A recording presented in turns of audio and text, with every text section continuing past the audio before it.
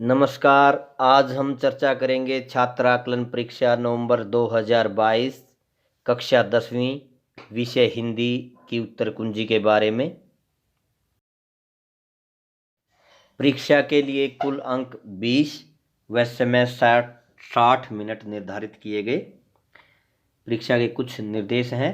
सभी प्रश्न अनिवार्य हैं। प्रश्न संख्या 1 से 10 प्रत्येक प्रश्न 1 अंक का, प्रश्न संख्या 11 से 12 तक प्रत्येक अंक 2 अंक का है तथा प्रश्न संख्या 13 से 14 प्रत्येक प्रश्न 3 अंक का है। प्रश्न 1 से 5 सही उत्तर पर सही का निशान लगाएं।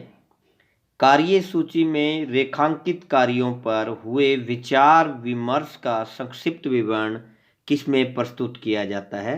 कार्य सूची, कार्यवृत्त, परिपत्र, इनमें से कोई नहीं।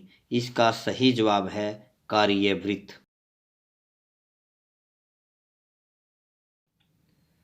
प्रश्न 2 स्पीति में साल में कितने महीने बर्फ रहती है?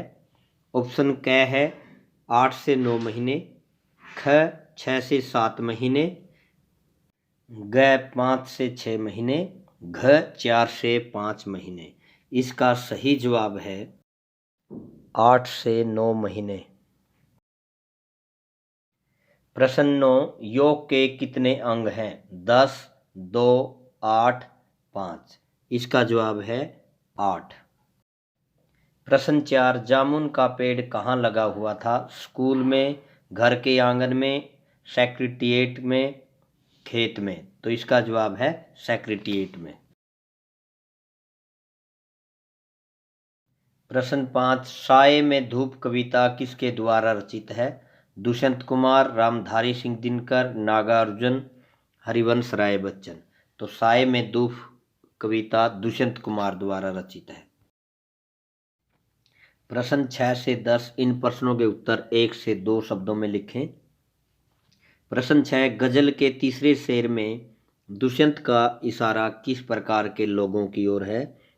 तीसरे शेर में दुष्यंत कुमार ने संतुष्ट लोगों की ओर इशारा किया है।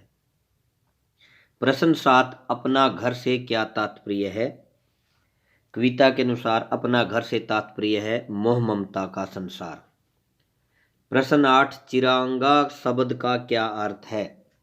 चिरांगा शब्द का अर्थ बहुत सारी सुख सुविधाएं से है।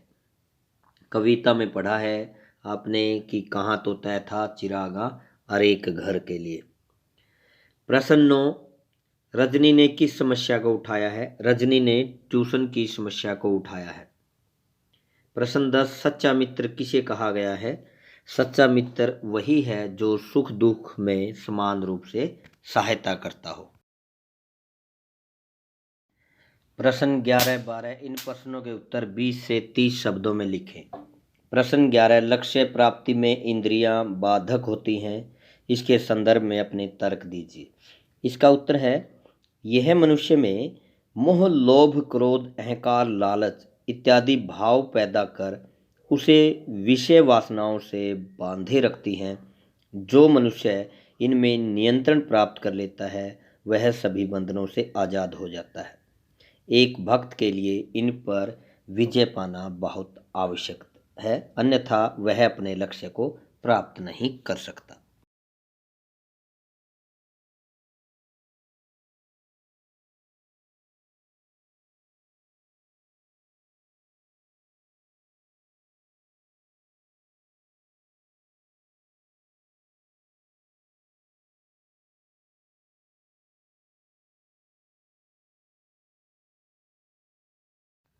प्रश्न 12 दबा हुआ आदमी एक कवि है, यह बात कैसे पता चली? संक्षिप्त में बताइए।